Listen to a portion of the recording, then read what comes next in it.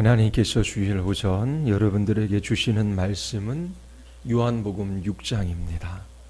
요한복음 6장 60절부터 71절까지 말씀입니다. 요한복음 6장 60절부터 71절까지 말씀입니다. 제가 읽겠습니다. 하나님의 말씀을 들으시기 바랍니다. 제자 중 여럿이 듣고 말하되 이 말씀은 어렵도다 누가 들을 수 있느냐 한데 예수께서 스스로 제자들이 이 말씀에 대하여 수군거리는 줄 아시고 이르시되 이 말이 너희에게 걸림이 되느냐 그러면 너희는 인자가 이전에 있던 곳으로 올라가는 것을 본다면 어떻게 하겠느냐 살리는 것은 영이니 육은 무익하니라 내가 너희에게 이른 말은 영이요 생명이라 그러나 너희 중에 믿지 않은 자들이 있느니라 하시니 이는 예수께서 믿지 아니하는 자들이 누구며 자기를 팔 자가 누구인지 처음부터 아심이로라. 또 이르시되 그러므로 전에 너희에게 말하기를 내 아버지께서 오게 하여 주시지 아니하시면 누구든지 내게 올 수 없다 하였노라 하시니라. 그때부터 그의 제자 중에서 많은 사람이 떠나가고 다시 그와 함께 다니지 아니하더라. 예수께서 12 제자에게 이르시되 너희도 가려느냐 시몬 베드로가 대답하되 주여 영생의 말씀이 주께 있사오니 우리가 누구에게로 가오리까 우리가 주는 하나님의 거룩하신 자이신 줄 믿고 알았사옵나이다. 예수께서 대답하시되 내가 너희 12를 택하지 아니하였느냐 그러나 너희 중에 한 사람은 마귀니라 하시니 이 말씀은 가롯 시몬의 아들 유다를 가리키심이라. 그는 12 중에 하나로 예수를 판자러라. 아멘. 우리 말씀 듣기 전에 기도하시겠습니다. 하나님 아버지, 어린아이서부터 노년에 이르는 우리 부모님들까지 하나님의 말씀 앞에 있습니다. 하나님께서 생명의 말씀으로 우리에게 찾아와 주시옵소서. 참으로 예수 그리스도를 만나는 복된 예배의 시간이 되게 하여 주시옵소서. 성령 하나님께서 역사하여 주시기를 간절히 원하오며 예수 그리스도의 이름으로 기도드리옵나이다. 아멘. 이런저런 이유로 대부분의 사람들이 예수님을 떠나가고 있습니다. 6장 서도에서 오병이어의 기적을 경험한 수많은 사람들이 예수님을 열렬히 추종했습니다. 그들은 예수님을 자신들의 왕으로 삼고자 했지요. 왜냐하면 그들이 먹고 배불렀기 때문입니다. 그들은 계속해서 예수님에게 기적적인 방식으로 자신들의 허기진 배를 채워줄 것을 요청합니다. 무리들은 자신들의 배를 위하여 예수님을 따르는 사람들입니다. 예수님이 행하시는 놀라운 기적도 보았고 예수님의 말씀도 듣고 있지만 정작 예수님이 누구인지는 모르는 사람들이지요. 예수님은 단지 사람들에게 떡을 주어 그들을 배부르게 하시기 위하여 오신 분이 아닙니다. 예수님 자신이 생명의 떡이 되시기 위하여 오셨지요. 예수님은 자신이 하늘로부터 오신 세상에 생명을 주시기 위하여 오신 떡이심을 말씀하셨습니다. 그러나 무리들은 예수님의 말씀을 이해하지 못합니다. 더 이상 그들의 배가 부르지 않자 그들은 예수님을 떠나갑니다. 제자들 또한 예수님의 말씀을 이해하지 못하고 있습니다. 예수님의 말씀을 듣고 수군거리기 시작합니다. 예수님께서 세상에 생명을 주기 위한 자신의 죽음에 대해서 말씀하시지만 제자들 중 많은 사람들은 어려워합니다. 진실로 너희에게 이르노니 인자의 살을 먹지 아니하고 인자의 피를 마시지 아니하면 너희 속에 생명이 없다. 내 살을 먹고 내 피를 마시는 자는 영생을 가졌다. 내 살은 참된 양식이요 내 피는 참된 음료다. 내 살을 먹고 내 피를 마시는 자는 내 안에 거하고 나도 그 안에 거한다. 예수님께서 말씀하시지만 예수님의 말씀의 의미를 이해하지 못하고 있습니다. 일상적으로 먹고 마시는 음식과 음료가 우리에게 잠시 만족함은 주지만 우리에게 참된 만족이 될 수가 없습니다. 예수님만이 우리의 영혼에 참된 양식이요 참된 음료가 되심을 말씀하고 있지만 제자들은 이해하지 못하고 있습니다. 제자들은 예수님을 떠나갑니다. 예수님께서 내 아버지께서 오게 하여 주시지 아니하시면 누구도 내게 올 수 없다라고 말씀하시지요. 인간은 구원에 있어 전적으로 무능함을 말씀하고 계십니다. 하나님의 주권적인 은혜가 없으면 그 누구도 예수님께로 나올 수가 없습니다. 하나님께서 사랑하셔서 택하시고 예수 그리스도에게로 가게 하신 사람만 예수님에게로 나올 수 있지요. 이 땅에 있는 많은 종교들은 스스로 진리를 깨닫고 자기 자신을 구원해 보려고 합니다. 그러나 기독교는 구원이 우리에게 있지 않아요. 우리는 우리 스스로를 구원할 수 없습니다. 아버지께서 우리를 아들에게로 가게 하시지 않으면 누구든지 예수 그리스도께로 나올 수가 없습니다. 그러나 제자들 중 많은 사람이 이 예수님의 말씀을 받아들이지 못합니다. 예수님께서 남아있는 12제자에게 물으시지요. 너희도 가렸느냐? 그때 베드로가 제자들을 대표해서 대답합니다. 영생의 말씀이 주께 있사오니 우리가 누구에게로 가오리까? 많은 사람들이 이런저런 이유로 예수님을 떠났습니다. 무리들은 예수님에게서 먹을 것을 찾았습니다. 그러나 더 이상 예수님께서 그들의 배를 부르게 해 주시지 않자 그들은 예수님을 떠나갔습니다. 예수님께서 자신이 하늘로부터 온 생명의 떡이심을 밝히셨습니다. 자신을 먹는 자는 영원히 줄이지 않을 것이라고 말씀하셨지요. 하지만 따르던 제자들조차 예수님의 말씀을 이해하지 못합니다.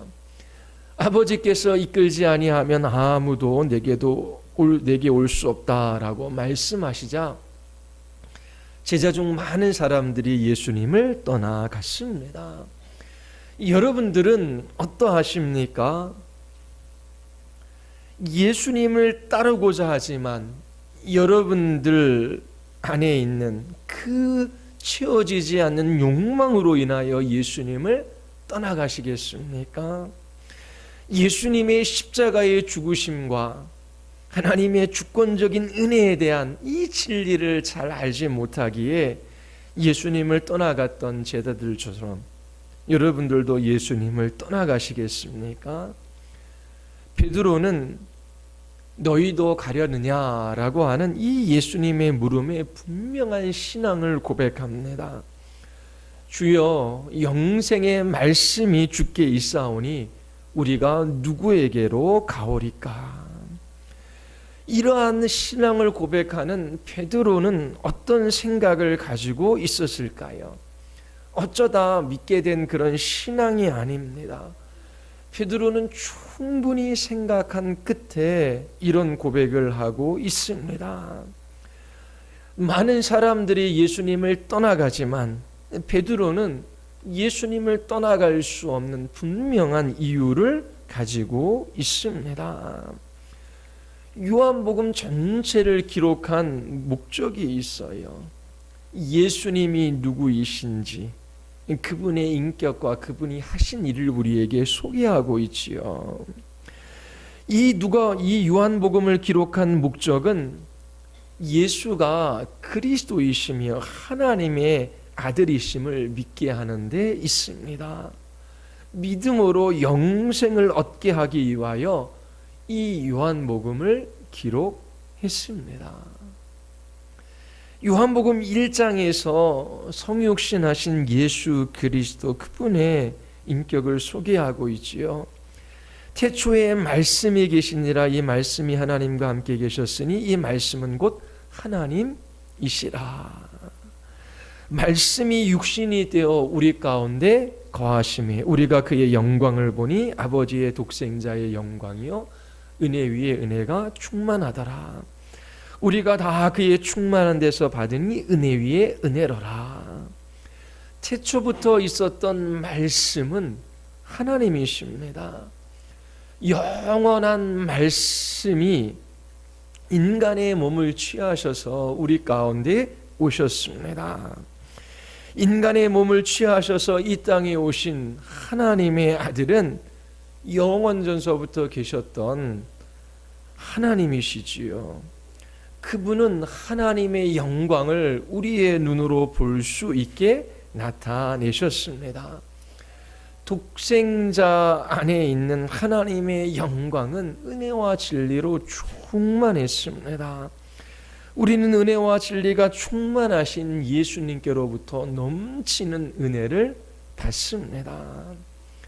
하나님이 세상을 이처럼 사랑하사 독생자를 주셨지요. 그를 믿는 자마다 멸망치 않고 영생을 얻습니다. 하나님께서 그 아들을 보내신 것은 세상을 심판하려 하심이 아니요 그로 말미암아 세상을 구원받게 하려 하심입니다. 하나님의 은혜가 충만히 그리스도 안에 나타났습니다. 뿐만 아니라 예수님은 십자가에 달리시기 전 빌라도 앞에 서서 이렇게 말씀하십니다. 빌라도가 예수께 묻지요. 내가 왕이냐? 그때 예수님께서 대답하십니다. 당신이 말한 대로 나는 왕이요. 나는 진리를 증언하기 위하여 태어났으며 진리를 증언하기 위하여 세상에 왔소. 진리에 속한 사람은 누구나 내게 하는 말을 듣소라고 말씀하십니다. 예수님께서 자신의 말씀과 인격으로 진리를 증거하셨지요. 그 진리의 빛의 비춤을 받은 사람들은 어떻게 나타났습니까? 이 진리의 효과가 무엇입니까? 예수님께서 요한복음 8장 31절과 32절에서 말씀하셔요. 예수께서 자기를 믿은 유대인들에게 이르시되 너희가 내 말에 거하면 참으로 내 제자가 되고 진리를 알지니 진리가 너희를 자유롭게 하리라. 예수 그리스도의 말씀과 그분의 인격으로 증거한 이 진리는 우리를 자유하게 합니다. 하나님의 아들이 이 세상에 진리를 증거하기 위하여 오셨습니다. 전에 이와 같은 방식으로 진리가 증거된 적이 없었습니다. 예수님은 길이요 진리요 생명이지요. 예수님 자신이 진리로서 세상에 자신을 주시는 그 목적은 자유입니다. 여러분들은 예수 그리스도이신 참 진리이신 그분을 알 수 있고 그 진리는 여러분들을 자유롭게 합니다. 이 자유는 무엇으로부터의 자유입니까? 이 자유는 죄에 대한 책임과 죄의 힘, 죄의 지배로부터의 자유입니다. 예수 그리스도께서 우리가 받아야 할 그 죄값을 대신 받으시고 하나님의 진노와 심판 아래 십자가에서 죽으셨지요. 예수 그리스도를 믿는 우리들에게 더 이상 죄의 형벌이 없습니다. 하나님의 진노와 심판으로부터 우리는 자유합니다. 뿐만 아니라 죄의 힘, 죄의 지배로부터 그리스도인들은 자유합니다. 진리이신 예수 그리스도 그분 때문에 자기를 부인하는 삶을 살아가지요. 결혼하신 분들, 결혼 생활 하다 보면 남편과 아내와의 관계가 쉽지 않지요. 그런데 진리이신 예수 그리스도로부터 배웠어요. 결혼은 그리스도께서 교회를 사랑하신 그 사랑을 나타내는 장이다. 아내가 나에게 어떻게 하든지, 남편이 나에게 어떻게 하든지, 하나님께서 나에게 결혼이라고 하는 이 소명의 자리로 부르셨는데, 이곳에서 남편이 나를 사랑하면 남편에게 순종하고, 아내가 나에게 순종하면 아내를 사랑하는 것이 아니라, 내 남편, 내 아내가 어떠하든지 그리스도께서 교회를 사랑하신 것처럼 나도 사랑해야지 라고 하며 자기 안에 있는 거짓된 욕망과 수많은 악한 욕망을 부인하고 예수 그리스도를 붙듭니다. 뿐만 아니라 부모와 자녀와의 관계도 마찬가지지요. 부모가 나에게 해준 것이 무엇이 있어? 이처럼 말 안 듣고 막대 먹은 자녀가 있나 하면서 그 부모와 자녀 사이에 갈등할 수 있어요. 그러나 부모가 나에게 무엇을 해준 것이 중요한 것이 아니라 부모로부터 나를 이 세상에 하나님께서 보내셨기에 그 모든 환경과 상황 속에서도 그것에 붙들리지 않고 부모에게 순종하려고 합니다. 그리고 어떻게 해서든지 자녀를 주님의 사랑으로 그렇게 사랑하며 그 자녀를 하나님 앞에 바르게 하려고 하지요.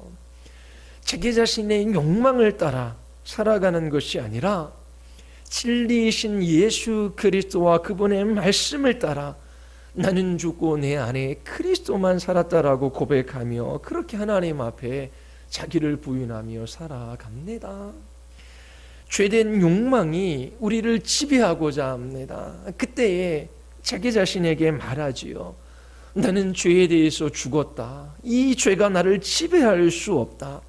이 죄로 말미암아 잠시 즐거움을 누릴 수는 있지만 내가 이 죄를 지음으로 그리스도를 모독할 수 없고 영원한 주님의 나라를 팔아먹을 수 없다. 나는 죽고 내 안에 그리스도만 사신다 라고 하며 그 자기 자신의 마음의 중심에 그리스도를 모셔드리고 그분의 통치와 다스림을 받으며 그분의 말씀 앞에 순종함으로 이 죄와의 싸움을 싸우고 때로 지는 때도 있지만 이 죄의 지배로부터 이 죄의 힘으로부터 그리스도인들은 자유한 삶을 살아갑니다. 이처럼 진리이신 예수 그리스도 그분의 인격과 그분의 말씀으로 이 진리를 증거하셨지요. 이 진리가 우리를 자유하게 합니다. 죄에 대한 책임과 죄의 힘, 죄의 지배로부터 그리스도인들은 자유해요. 자, 그러면 그 자유가 어떻게 우리에게 일어나게 되었습니까? 어떻게 발생하게 되었습니까? 예수님은 죽기 위하여 이 세상에 오셨어요. 예수님은 하나님의 모든 말씀에 온전히 순종하셨고 죄 없는 삶을 사셨습니다.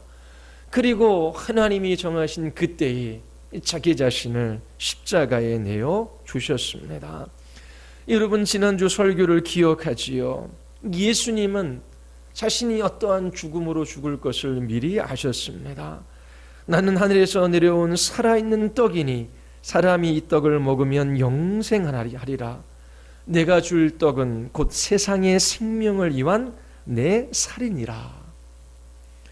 말씀이 육신이 되셨습니다.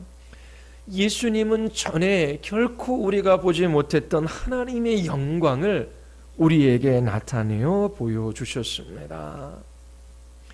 예수 그리스도 그분 안에 은혜와 진리가 충만하셨지요. 은혜로우신 주님께서 우리가 받아야 할 죄의 형벌을 대신 받으시고 십자가에서 죽으셨어요. 십자가에서 죽으심으로 우리를 위한 생명의 떡이 되셨습니다. 그분에게만 용서와 의와 생명과 자유가 있습니다. 요한복음 전체가 우리에게 말하는 바입니다.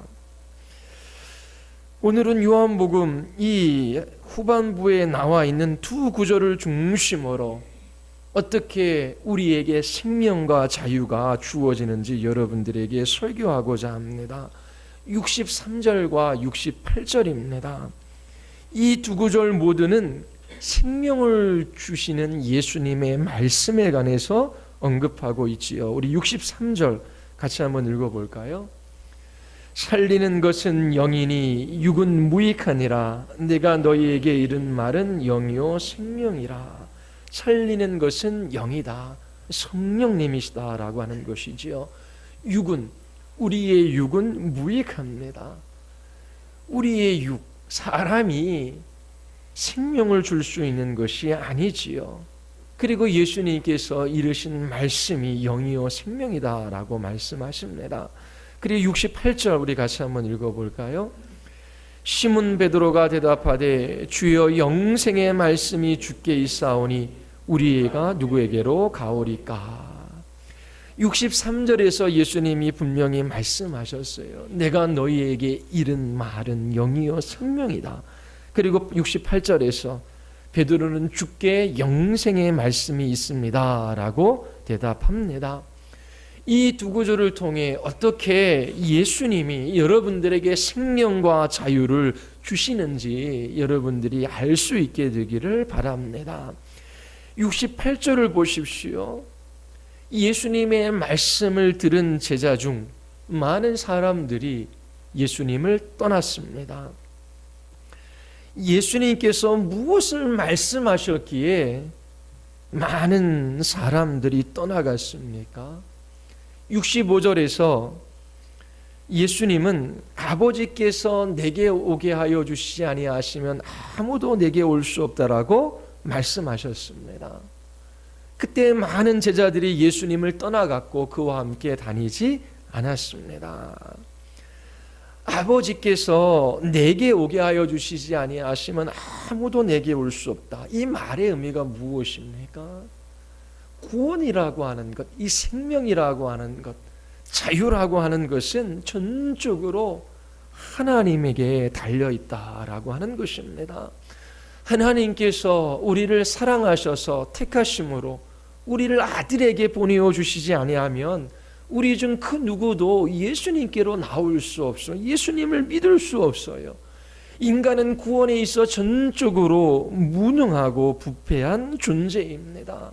자기 스스로를 자기가 구원할 수 없는 존재이지요. 이와 같은 말씀을 예수님께서 하시자 제자 중 수많은 사람들이 예수님을 떠나갔습니다. 에베소서 2장 1절부터 3절은 믿지 않는 자들에 관하여 묘사하고 있어요. 에베소서 2장 1절을 보면 그는 허물과 죄로 죽어 있다. 예수님을 믿지 않는 불신자들 어떤 상태에 있습니까? 허물과 죄로 죽어 있습니다. 죽은 사람이에요. 영적으로 죽은 사람들이지요. 2절에서 그들은 이 세상 풍조를 따르고 공중의 권세 잡은 자를 따르는 사람들입니다. 그리고 3절에서 육체의 욕심을 따라 지내며 육체와 마음이 원하는 것을 하며 살아가는 사람들입니다. 믿지 않는 사람들을 세 가지로 묘사하고 있지요. 그리고 요한복음 3장 19절에 보면 믿지 않는 자들의 상태에 관해서 우리에게 말해주고 있어요. 자기 행위가 악함으로 빛보다 어두움을 더 사랑합니다. 그리고 고린도서 2장 14절은 육에 속한 사람은 하나님의 성령의 일들을 받지 아니하나니 이는 그것들이 그에게는 어리석게 보이며 또는 그것들을 알 수 없나니. 그것이 무엇입니까?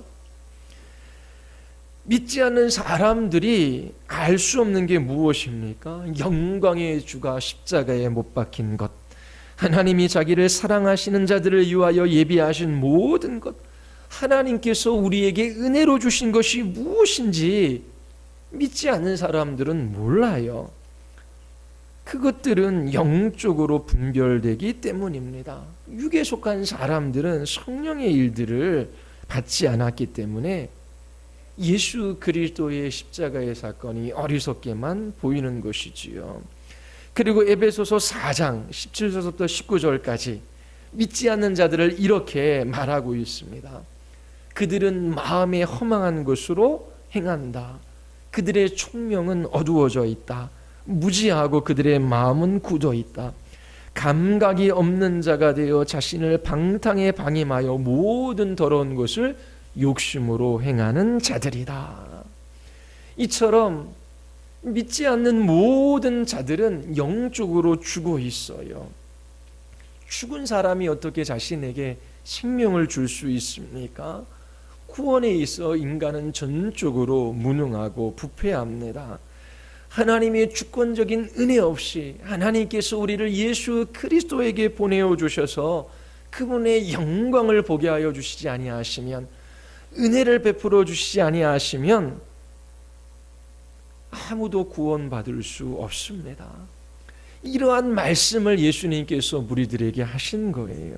그때에 제자들 중 따르던 수많은 사람들이 예수님을 향한 반감을 가지고 예수님을 떠나갑니다. 하나님께서 그들을 예수께로 이끌지 않으셨어요. 그들을 죄 가운데 내버려 두신 것이죠. 그래서 그들은 예수님을 떠나갔습니다. 그렇다면 그들이 예수님을 믿지 않는 것은 하나님의 책임입니까? 아닙니다. 그들의 책임입니다. 하나님께서 피조하신 인간은 자유롭게 선택할 수 있습니다. 하나님께서 인간을 창조하실 때에 자유의지를 가진 존재로 창조하셨습니다. 성경에서 인간이 가지고 있는 이 자유의지를 어떻게 말하고 있는지 알아야 합니다. 우리 마태복음 15장, 12장입니다. 우리 같이 한번 찾아서 보겠습니다. 마태복음 12장 33절부터 37절까지입니다. 마태복음 12장 33절에서 37절까지입니다.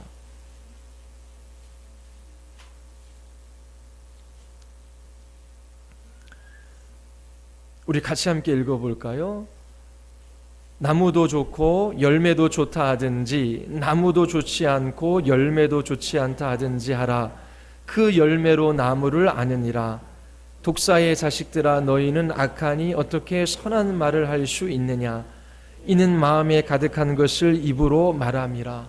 선한 사람은 그 쌓은 선에서 선한 것을 내고 악한 사람은 그 쌓은 악에서 악한 것을 내느니라. 내가 너희에게 이르노니 사람이 무슨 무익한 말을 하든지 심판날에 이에 대하여 신문을 받으리니 내 말로 의롭다함을 받고 내 말로 정죄함을 받으리라. 자, 33절을 보십시오. 그 열매로 나무를 압니다. 우리의 말과 행동은 우리의 마음을 드러내요. 우리가 어떠한 본성을 가지고 있는지 우리의 말과 행동이 나타낸다라고 하는 것입니다. 그리고 34절을 보십시오. 독사의 자식들아, 너희가 악하니 어떻게 선한 말을 할 수 있느냐? 이는 마음에 가득한 것을 입으로 말함이라. 34절은 우리의 마음은 말과 행동을 결정하지요. 우리의 본성은 말과 행동을 결정합니다.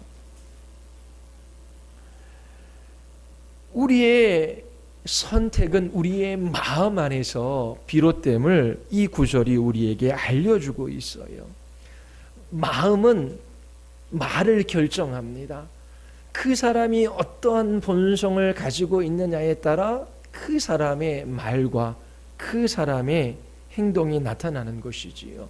그리고 그 사람의 말과 행동은 그 사람의 마음을 반영합니다. 우리는 우리가 한 말과 우리가 한 선택, 행동의 근거에서 심판을 받아요.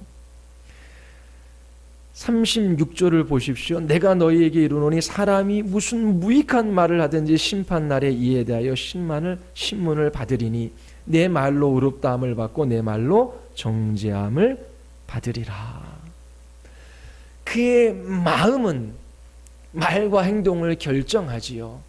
그리고 그의 입 바깥으로 나온 말과 행동에 따라 하나님께서 분명히 심판하시겠다라고 말씀하십니다. 우리의 마음에서 비롯된 우리의 행동과 말에 대한 책임이 누구에게 있어요? 우리에게 있습니다. 우리는 말과 행동에 대하여 책임을 져야 해요. 하나님께서 사람을 창조하셨을 때에 자유의지를 부여해 주셨습니다. 이 자유의지라는 것이 무엇입니까? 자유라는 것, 외부의 강요로부터 자기 마음이 원하는 대로 자유롭게 선택할 수 있는, 자유롭게 행할 수 있는 권리입니다. 이것을 생리적 자유라고 해요.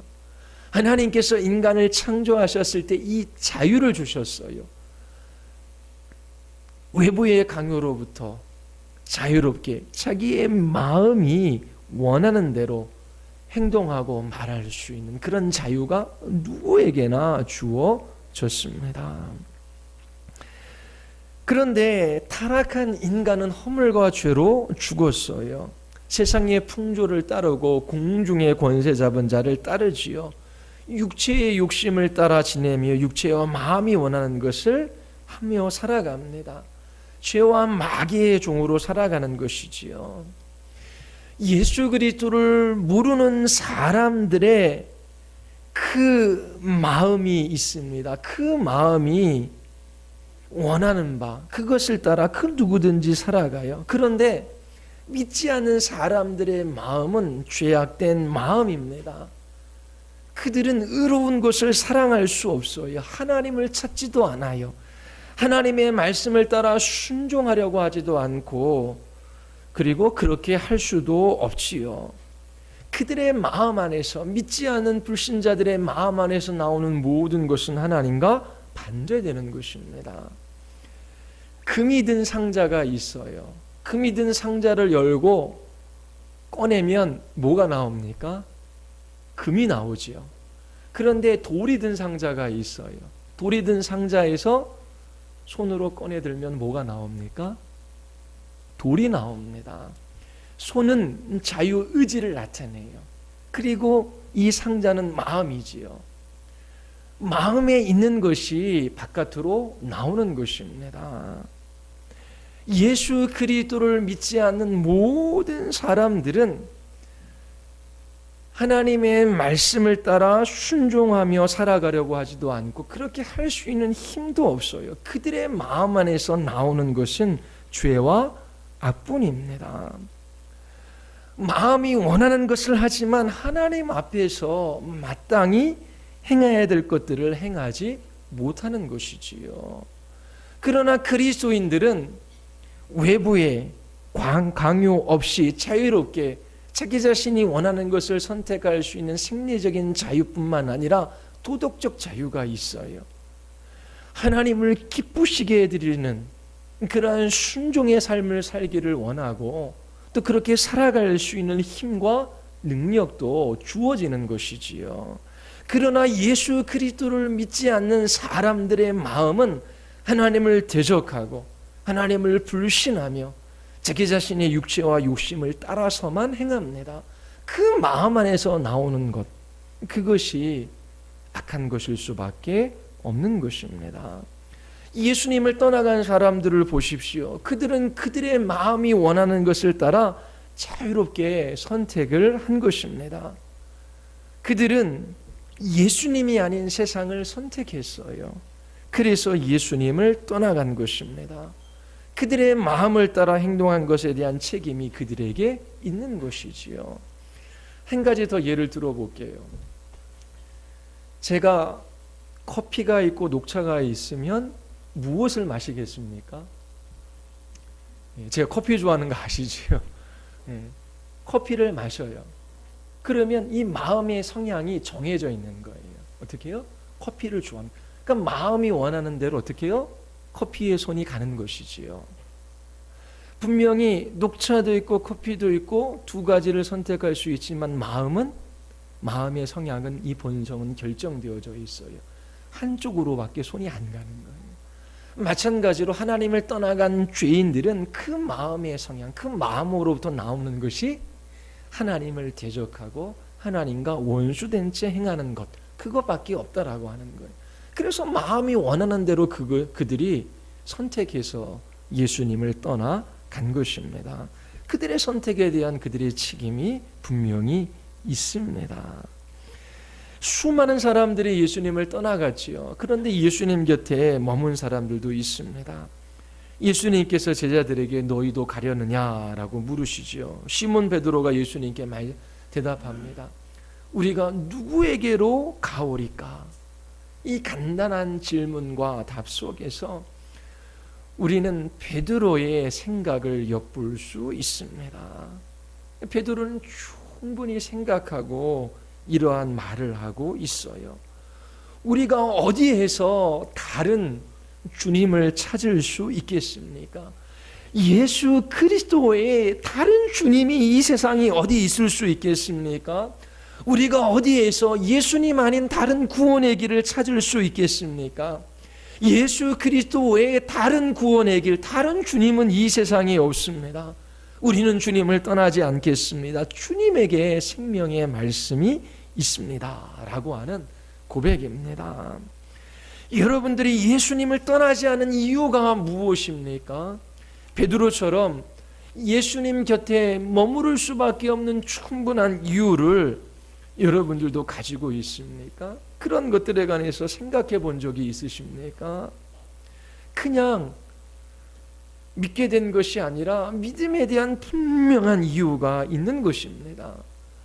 예수님은 인간의 무능을 지적하셨어요. 스스로 구원받을 수 있는 사람은 한 사람도 없습니다. 하나님께서 이끌지 아니하시면 아무도 예수님께로 나올 수 없어요. 영적으로 죽은 자에게 새 생명을 주시지 않으면 살 수가 없어요. 구원에 있어 무능과 하나님의 주권을 이야기하자 사람들은 둘로 갈라지기 시작합니다. 수많은 사람들은 예수님 아닌 다른 구원의 길, 다른 주님을 선택하고 세상으로 떠나갔어요. 그러나 11 제자만이 예수님께 머물렀지요. 예수 그리스도 외에 다른 구원의 길이 없음을 고백하고 있습니다. 하나님께서 자비와 공유를 베풀어 주시지 아니하시면 우리는 살 수 없어요. 예수님 아닌 다른 데에 소망이 있습니까? 다른 곳에서 이 영원한 생명을 얻을 수 있습니까? 예수님이 누구이신지를 알고 그분을 따르든지 아니면 다른 구원의 길을 찾아 떠나든지 둘 중 하나밖에 없습니다. 어물쩡 그 중간에 머무는 사람은 없어요. 베드로는 주여 영생의 말씀이 주께 있사오니 우리가 누구에게로 가오리까? 라고 하는 분명한 신앙을 고백하고 있습니다. 주께서 우리를 살려주시지 아니하시면, 하나님께서 우리를 그리스도께로 나아가게 하시지 아니하시면 우리는 살 수 없습니다. 우리는 허물과 죄로 죽은 사람입니다. 이 생명이 오직 주께만 있습니다 라고 하는 것을 알고 고백하고 있는 것입니다. 우리 인간은 스스로의 힘으로 하나님께 나아갈 수 없어요. 인간은 죄의 지배 아래에 있습니다. 죄의 종로로 타고 있기 때문입니다. 단지 죄의 영향을 받는 것이 아니라 죄의 종으로 모든 인간들은 살아가요. 죄의 종으로 살아가는 우리를 자유하게 하시기 위하여 예수님께서 십자가에서 자기 자신의 몸을 찢으셨습니다. 우리는 죄의 종로로 날 수밖에 없지만 예수님께서 죄와 사망의 모든 권세를 이기시고 십자가상에서 부활하셨어요. 예수 그리스도를 먹고 마시며 그와 연합한 자는 이제 예수 그리스도 안에서 사는 것이죠. 그리스도가 우리 안에서 사십니다. 죄와 사망 권세를 이기신 주님의 통치를 따라 우리 또한 이 죄의 지배로부터 자유로운 삶을 살아갈 수 있습니다. 이 죄의 문제를 심각하게 생각하지 않은 사람들이 있어요. 그들은 이렇게 말합니다. 하나님은 자비롭고 사랑이 많은 분이시기 때문에 결국 모든 사람들의 죄를 용서해 주실 거야. 최후의 심판도 하나님의 진노도 없다라고 말합니다. 그러나 그렇지 않아요. 죄에 대한 하나님의 심판과 진노 없이 하나님의 공의가 결코 만족될 수 없습니다. 예수님께서 우리가 받아야 할 죄값을 대신 받으시고 십자가에서 돌아가셨어요. 우리를 심판하셔야 함에도 불구하고 예수님께서 그 아들에게 죄값을 돌리신 것이지요. 예수님께서 우리와 같은 죄인들을 위하여 십자가에서 몸을 찢으시고 피를 흘리셨어요. 예수께서 우리 대신 하나님의 진노와 심판을 받으심으로 우리는 더 이상 하나님의 진노와 심판 아래 놓여 있지 않아요. 우리는 그 모든 죄의 정죄로부터 자유하게 된 것입니다. 죄의 책임으로부터 자유하게 된 것이지요. 베드로가 분명히 고백하고 있습니다. 우리가 누구에게로 가오리까? 주님에게 영생의 말씀이 있습니다. 예수님처럼 말씀하시는 분을 여러분 세상에서 찾아볼 수 있습니까? 예수님처럼 행동하시는 분 이 세상에 없습니다. 주님처럼 능력이 있으시면서 온유하신 분도 없으셔요. 풍랑에는 바다를 잠잠케 하신 분이 죄인들의 발을 씻겨주시고 세리와 창녀와 함께 하십니다. 주님처럼 강하시면서 부드러우신 분도 없으시지요. 주님처럼 권위가 있으시면서 친절하신 분도 없습니다. 주님처럼 말씀이 깊으시면서도 단순한 분도 없으시지요. 예수님께서는 능력이 있으시지만 십자가에서 죽임을 당하셨습니다. 정의로우시지만 불의한 대접을 받으셨어요. 가장 존귀한 분이시지만 모욕을 받으셨습니다. 모든 것을 통치하시는 온 우주의 왕이시지만 우리와 같은 사람들처럼 되셔서 오래 참으셨지요. 예수님께서 모든 질문에 답변하실 수 있으시지만 기꺼이 십자가에서 침묵하셨습니다. 예수님께서 십자가에 달리실 때 예수님을 모욕하며 그렇게 내가 하나님의 아들이라며 십자가에서 내려오라 라고 말하는 사람도 있었어요. 예수님께서 당신을 모욕하는 사람들을 심판하시기 위하여 십자가에서 내려오실 수 있으셨지만 예수님께서는 죄인들을 위하여 그렇게 하시지 않으시고 묵묵히 십자가에서 죽임을 당하셨습니다. 여러분, 이러한 예수님을 떠나 어디로 갈 수 있습니까? 예수님과 같은 분이 있습니까? 그 어떠한 사람도 예수님처럼 가르쳐 주신 분이 없고 그 어떠한 사람도 예수님처럼 죄인들을 사랑하신 분이 없습니다. 탕자처럼 하나님을 떠나 하나님 없는 세상에서 살아가는 모든 죄인들 그리스도께로 돌아와야 합니다. 왜요? 영생의 말씀이 주님께만 있기 때문입니다. 어떻게 주께로 돌아올 수 있을까요? 어떻게 이 세상에서 방황을 멈출 수 있을까요?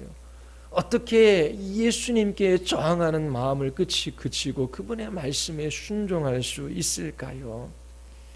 다른 주님을 찾지 마십시오. 다른 구원의 길은 없습니다.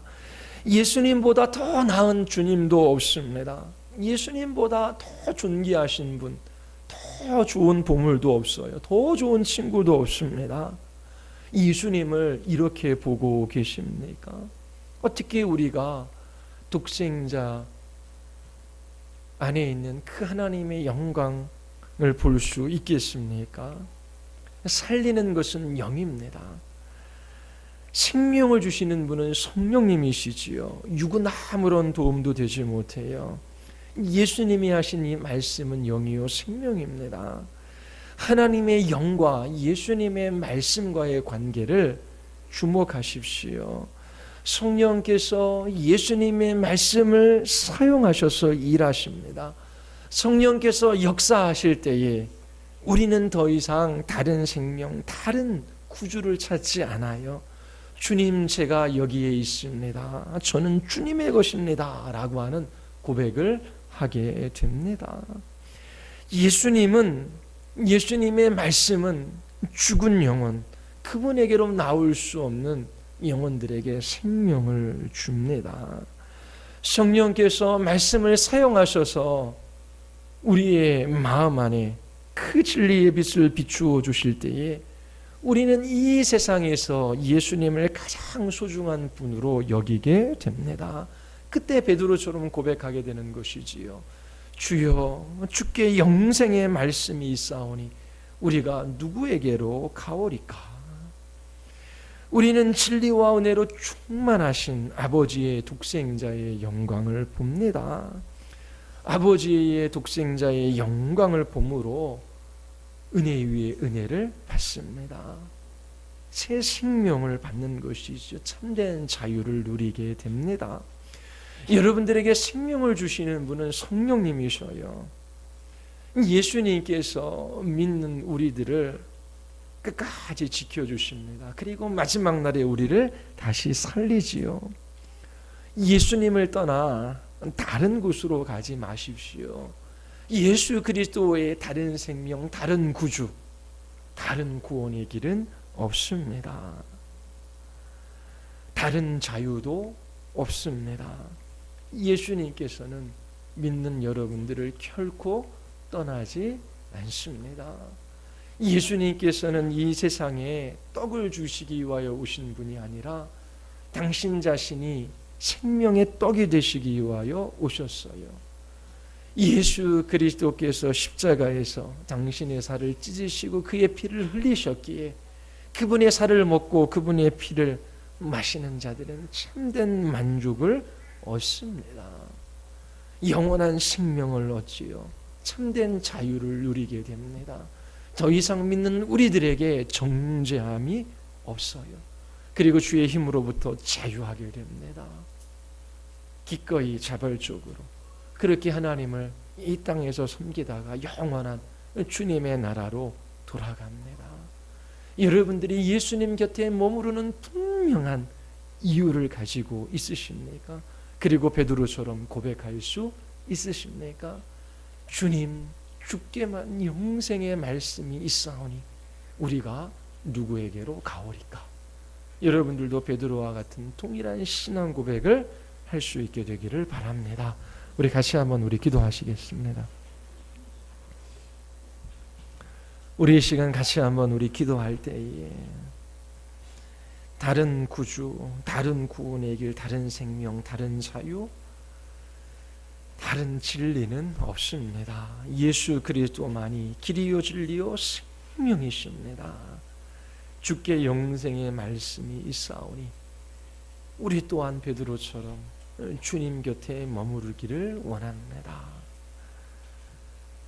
주님이 주신 이 생명과 자유를 누리며 살아가기를 원합니다. 하나님, 우리에게 베풀어 주신 이 놀라운 은혜를 다시 한번 생각하며 이 은혜를 따라 살아가게 하여 주시고 예수 그리스도를 등지고 세상으로 떠나가는 영혼들이 우리의 가족과 이웃들에게 있다면 하나님, 저들에게 자비와 공유를 베풀어 주시기를 위하여 우리 다 같이 함께 하나님 앞에 기도하시겠습니다.